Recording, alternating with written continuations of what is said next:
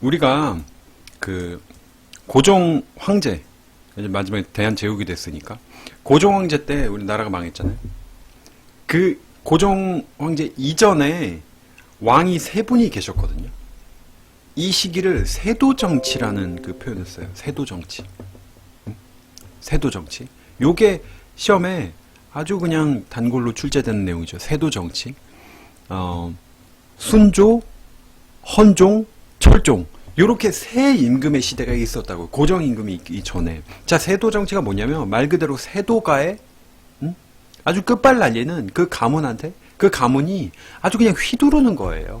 자, 세도정치 이전에 이제 붕당정치라고 우리가 흔히 표현하죠. 붕당정치가 있었다. 붕당정치 뭐예요, 여러분? 붕당정치.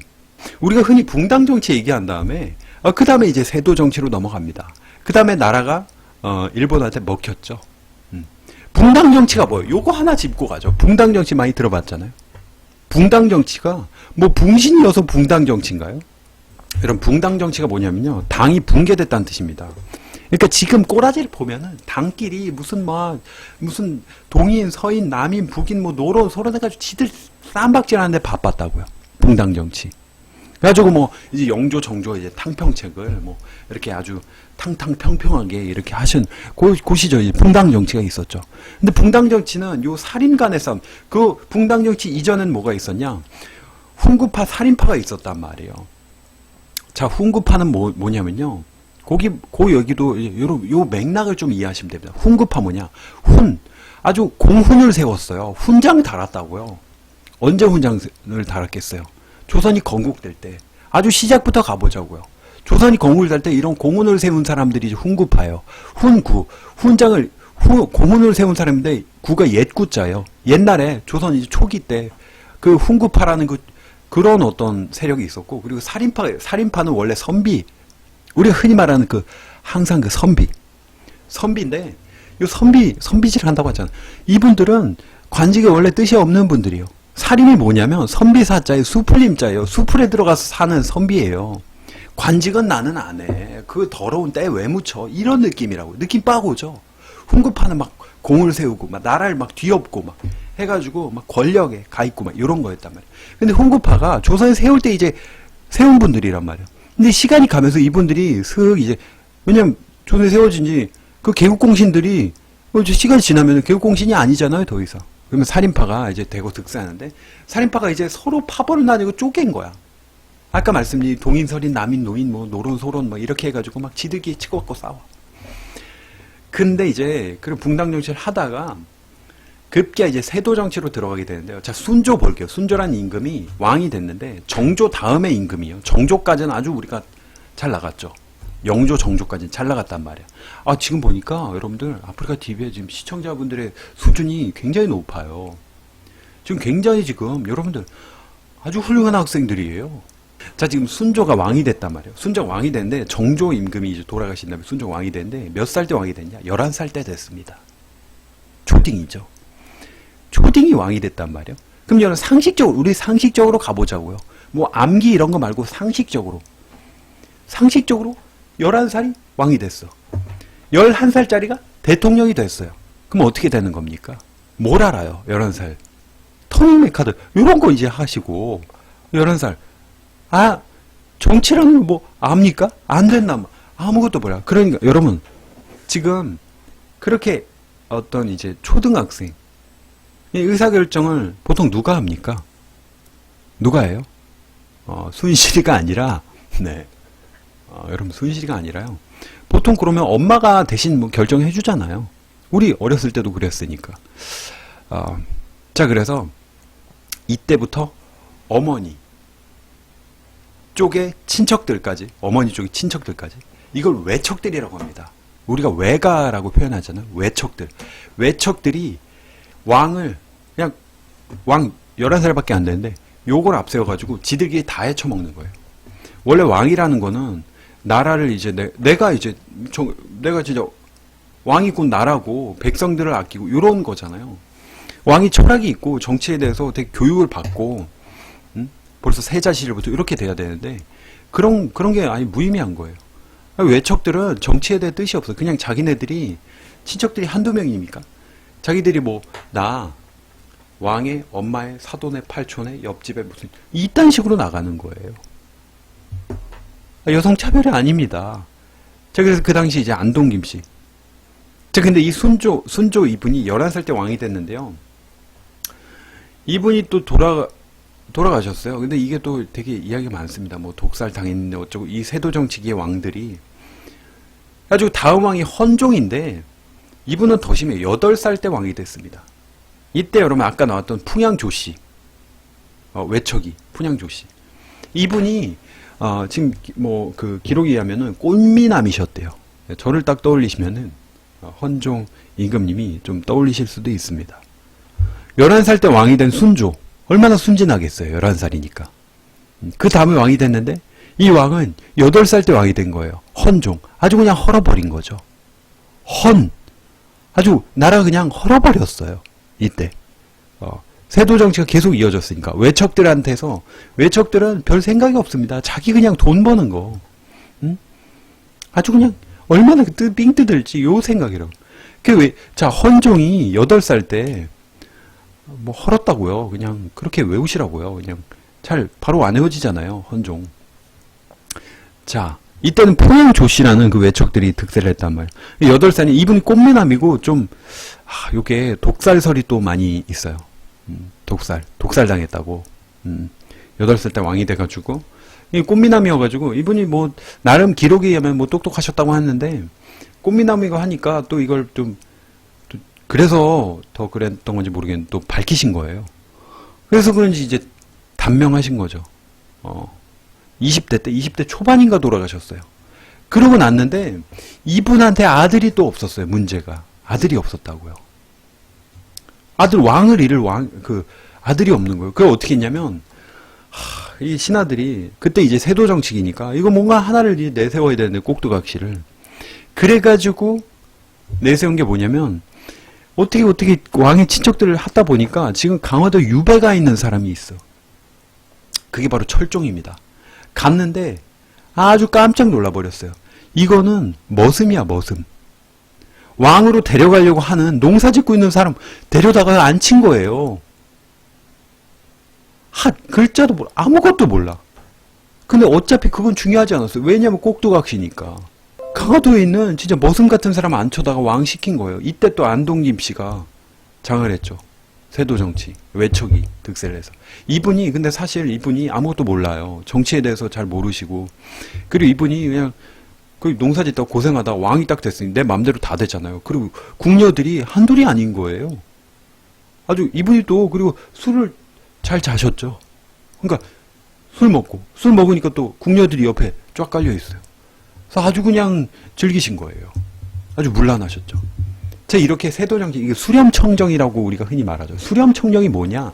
여러분, 수렴이 뭐냐면, 여러분, 옛날에는 왕이 있으면 그에 이렇게 발 같은 걸 치고요. 그 뒤에 이제 그러니까, 뭐라 그러나요? 이게, 왕의 어머니 같은 사람이 그 뒤에 앉아 있어요. 그 왕이 이제 꼭두가시니까, 어린 애기니까, 뭐 결정을 내려야 돼. 의사결정을 해야 되는데, 이걸 어떻게 해요? 왕의 어머니가 왕자에 앉아가지고 직접 하면 안 되잖아요. 왕이라는 게 분명히 있고. 발 같은 걸 치고 그 뒤에 앉아가지고 말을 하는 거예요. 그 수렴청정이 뭐냐면 수렴이 이제 발을 친다는 그런 의미고요. 들을 청. 정이 정치입니다. 그러니까 수렴 뒤에서 그거 친 거 뒤에서 들리는 대로 정치를 하는 거예요. 그 수렴청정이 이제 세도 정치의 가장 이제 대표적인 그 표현인 거죠. 근데 외척들이 이제 어떤 식이냐면요. 왕의 친척들이 이제 외가 쪽 친척들이 완전 난리 치는 거죠. 친가 쪽 친척들은 왕족들이잖아요. 일단 왕의 권한이 없어요. 왜냐면 왕은 애기거든요. 초등학생이거든요. 그리고 이 외척들이 아주 기발한 걸 하셨죠. 매관 매직이라고. 매관 매직이 뭡니까? 매관 매직. 관직을 매매하는 거예요. 관직을 사는 거예요. 외척한테 돈 갖다 바치면 나 벼슬 할 수 있어요. 그리고 아주 대표적으로 시험에 반드시 나오는 게 있어요. 삼정의 문란이죠. 삼정의 문란. 자, 전정은 뭐냐면요. 아마 이게 밭전자일 거예요. 뭐냐면 농사 지으면은 그 땅에 대해 이제 세금 매기는 거예요. 군정이 뭐냐면 군대 가는 거 대신에 이제 배를 내요, 배. 여러분 배 짜가지고 하는 거, 옷감을 낸다고요. 그러니까 쌀을 냈거나 배를 내거나, 환곡은 뭐냐면, 환곡은 원래 세금이 아니었어요. 원래 되게 좋은 그 제도였거든요. 뭐냐면, 환곡이 뭐냐? 환이 뭔가 환율이나 뭐 요런 의미예요. 환곡이 곡식을 이렇게 환해주는 거. 우리가 보릿고개를, 사람들이 굉장히 많이 굶어 죽었던 때가 언제면 봄이에요, 봄. 가을에는 곡식을 걷어들이잖아요. 가을엔 풍족해. 추석도 하잖아요. 추석도 왜 가을이겠어요? 이거 걷어들였으니까 감사하는 뜻에서. 추석, 한가위, 명절이죠. 자, 그리고 그 걷어들인 걸로 뭐 겨울철에도 겨울철을 어떻게 버티는데? 그리고 나서 어떻게 됩니까? 곡식이 떨어져요. 봄이 이제 지금 돼가고 있는데 곡식이 떨어져. 어떻게요? 그래서 사람들이 굶어 죽고 막 이러죠. 그, 보리 심어 놓은 거, 보리가 나오기 전까지는 진짜 굶어 죽고 막 산에서 막 나무 나무 죽이 막 먹고 하다가 여러분 그런 거 먹으면 어떻게 되는지 알아요? 여러분 똥꼬가 찢어지는 그런 아픔이 있습니다. 똥구멍이 찢어지기 가난하다 이 말이 어디서 나왔냐면 거기에서 나온 거예요.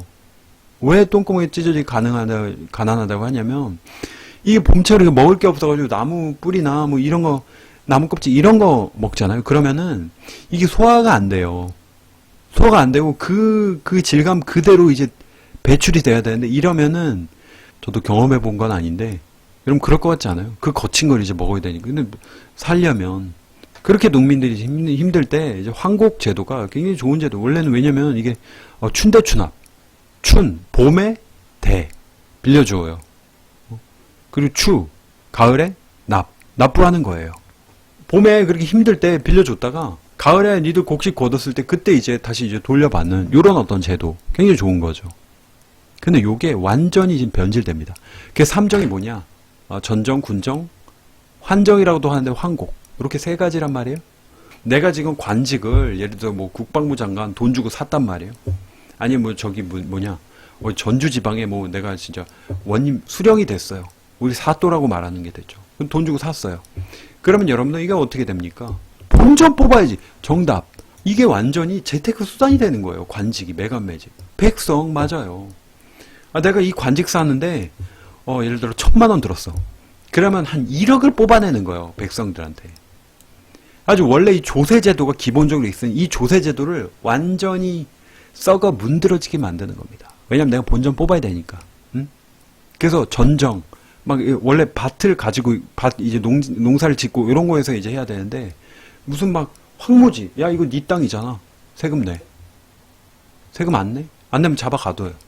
낼 수밖에 없죠. 갯벌 같은데 이거 네 땅이야. 세금 내. 이렇게 하고요. 군포. 이제 군정. 군대 가는 거 대신에 내는 요 세금이 있거든요. 이거 배를 내야 돼요. 배를 내야 되는데 황구가 노란 입이란 뜻인데요. 이게 어린애를 뜻합니다. 황구청정이라고 조선의 그 군역이요. 남자 16세부터 60세까지예요. 그걸 내야 돼요. 그 의무가 있는 건데 지금 어린애한테 지금 한 5살 된 꼬마애한테 야 너 군대 안 갔잖아. 세금 내. 심지어 애기 태어나지도 않았어. 너 뱃속에 걔 지금 군대 안 갔잖아. 세금 내. 맞아. 백골징포. 백골한테 포를 징수하는 거예요. 이게 너무 힘드니까 사람들이 도망쳐요. 산골짜기로 도망치고 갑자기 야반도주 하는 거예요. 황곡도 여러분들 원래는 춘대춘하 아주 좋은 제도였거든요. 근데 이게 고리대로 변질합니다. 너 이때 빌려줬잖아? 10배로 갚아. 자, 요 삼정의 문란이 시험 공부할 때 이거 필수예요. 이거는 여러분들 기본적으로 시험에 그냥 나옵니다. 자, 요게 지금 세도 정치기에 아주 날고기는. 그러니까 왕은 존재가 없는 거예요, 사실상. 자, 이렇게 되니까 사람들이 어떻게 돼요? 백성들이 죽어 나자빠지는 거죠. 살 수가 없는 거예요. 그 어떻게 됐습니까? 기본적으로 여러분들 삶이 힘들어지면은 사이비 종교가 판을 치게 됩니다. 사람이 힘들어지니까 뭔가 믿음을 갖지 않으면 안 되는 거야. 종교가 유행하게 됩니다. 그래서 그 당시에 후천 개벽사상. 후천이 뭐냐면요. 하늘이란 뜻, 천이 하늘이잖아요. 선천과 후천이 있어요. 이제 후천, 이제 다른 세상이 생겨난다. 개벽, 개자가 10개자고 10벽자예요. 뭔가 열린다는 뜻이죠. 다른 세상이 열린다. 정감록이라는 게 있어요. 정감록, 요즘도 저희 외할머니도 정감록을 그런 이야기를 하신 적이 있어요.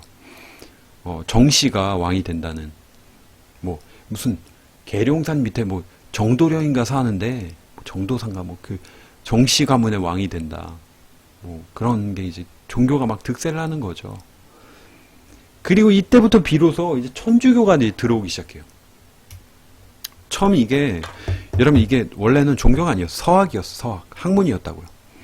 요게 남인들로부터, 요거는 이제 뭐, 그, 사림들의 그 어떤 붕당 중에 하나인데, 남인들이 사실은 득세하지 못한 그 세력이에요. 그러다 보니 이분들은 득세를 못하니까 이제 좀 공부하러 가고 이래요.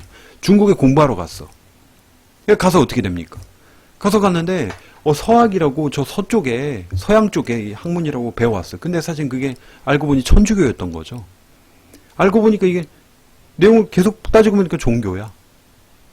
원래는 이 학문으로 들어왔습니다. 그래가지고 이게 지금 서학으로 들어왔다 이제 종교가 되는데, 이 기본적으로 인간 평등 사상이잖아요, 천주교가. 하나님 앞에 다 평등하니까. 그리고 이게 제사도 거부해요. 그리고 이게 이 유교에선요, 사람이 죽으면요, 이게 귀신이에요. 제사 지내면은 귀신이 돼가지고 조상님들이 오시는 거거든요. 그러니까 제사 지내면 안 되는 거죠. 우상숭배라고 이제 기독교나 천주교에서 하잖아요. 그러다 보니까 이제 이거는 내세가 있어요. 천국이 있고 뭐 이렇게 지옥도 있고 한데, 죽은 다음에 뭔가 새로운 그 세상이 또 펼쳐진다는 요런 거죠. 그러니까 되게 백성들의 입장에서는 평등하다 뭐 요런 거부터 해서 그 여성들한테 되게 인기가 많았고, 요런. 그리고 이제 동학이라는 어떤 종교가 또 새로 나오죠. 동학 뭔지 최재우 형님이 대단하신 분이에요. 요게 지금 현재 종교가 있긴 있었죠. 유교, 불교 뭐 이런 게 있는데, 요게 아무짝에도 쓸모가 없는 거예요. 지금 보니까 유교가 지금 이렇게 타락했고, 성리학이. 그리고 뭐예요? 이거 뭐야? 지금 불교는 스님들 다 지금 산에가 지금 절에 계세요. 지금 뭔가 해결책을 지금 하는 그런 게 아니다 보니까. 그리고 요걸 합쳐가지고, 도교까지 합쳐가지고, 근데 이 시험 문제 잘 나오는 게 이거죠. 동학을 만들 때, 우리 기존의 종교 이제 합쳐가지고 만들었는데, 천주교는 합쳐지지 않았어요. 동학은 기본적으로 반외세거든요. 그 외국에서 온 그 천주교 이런 거는 안 돼. 그 동학이 기본적으로 반본건, 반외세라고 하잖아요. 자, 느낌이 옵니까? 그 동학 농민운동이 일어나고 했던 거. 자, 근데 동학이 천주교랑 같은 그게 있죠. 인내천. 사람이 곧 하늘이다 이건데, 천주교에서 인간 모두 하나님 앞에 평등한 요거랑 맞닿아 있어요. 자, 지금 제가 살짝만 정리를 해볼게요. 자, 뭐냐면, 고조황대 이전에 왕이 3명이 있었어요. 순조, 아주 순진, 11살 때 왕이 됐으니까 아주 순진하죠. 순조. 그 다음에 8살 때 왕이 됐어. 순조 때도 지금 세도정치 왕이 지금 아무것도 못하고 망했는데, 헌종. 아주 그냥 나라가 헐어버린 거죠. 헌조. 그 다음에, 이게 뭐예요? 철종. 왕이 대를 이을 사람이 없다고, 그, 꼭두각시 할 사람 누구 있나 찾다가, 저 강화도 유배가 있는 그 왕족 중에 한 명, 박 깔고, 야, 너 왕해. 데리고 온 거예요. 머릿속에 철밖에 안 들어있어요. 돌도 아니야. 이건 철이야, 그냥. 이분은 공부를 하신 분이 글자도 몰라. 철종까지. 왕이란 건 꼭두각시고, 그 뒤에 이제 외척들이 헤쳐먹느라고, 아까 메간매직. 그러니까 필연적으로 세도정치기가 되면은 외척들이 득세를 하면서 메간매직. 그분들은 돈벌이거든요, 이게. 정치가 아니에요. 돈벌이지. 자, 조선 후기 그 세도정치기가 이랬습니다. 그러니까 백성이 너무 힘드니까 아마 종교에 의지하면서 하루하루 살아가고 버티고. 그 다음 고종 때, 흥성대원군이 뭔가 개혁을 해보겠다고 이것저것 했는데, 개혁 방향도 조금 잘못된 부분이 있었고, 상황이 맞지 않, 근본적인 개혁이 안 됐던 부분도 있었고, 결국에는 그러다 보니 어떻게 됐어요? 나라가 망했죠. 나라가 없어졌죠. 일본의 식민지로 전락하게 됐지 않습니까? 그렇게 전락하게 된 데는 그 60년, 이때 일본은 뭐하고 있었나요? 메이지 유신. 아주 역사상 유례 없을 정도의 개혁을 했다고요. 그 당시에 어느 정도냐면 서양의 이 앞선관을 배워야 된다. 우리는 세도 정책으로 백성들 피를 뽑아먹고 있는 그 시절에 일본 그 정부 전체 예산의 상당 부분을 쏟아부어가지고요, 젊은 사람들 유학을 보내줍니다. 서양에 가가지고 너희들 죽을 각오라고 진짜 배워오라고. 배워와서 이분들 진짜 열심히 배워서 와가지고 일본 개혁하는데 진짜 앞장을 서요. 일본은 진짜 성공을 했죠. 그 당시에 일본이 그 경제 성장률이 10% 넘어요. 그 몇 년 동안 미친 듯이 발전을 한 거죠. 그 몇십 년 그 시기를 우리는 세도 정치기로 나라 완전 그 멸망의 길을 가고 있었고요. 일본 뭐 하나라도 배워야겠다는 그 열망으로 다른 모든 뭐 국가나 나라들이나 사람들이 이제 앞서 나가고 있는데 나만 가만히 있다. 이거는 뒤로 가는 거나 다름이 없어요. 알겠습니까? 제가 지금 말씀드린 거 여러분들 이해를 하셔야 됩니다. 세도 정치가 와서 왜 그 외척들이 득세를 하면은 왜 이렇게 문제가 생기고 매간매직이 되고, 삼정이 물론 세금 체계가 어떻게 되고 그 세금 체계를 어떻게 그 아주 삥 떼는데 이용해 먹고 왕권이 약화되고 왜 종교가 유행하고 이런 것까지도 이해가 좀 되시나요? 큐! 신나죠? 재밌어요. 아주 재밌기 때문에 아재게 이거. 그럴 리가 없는 것 같은데?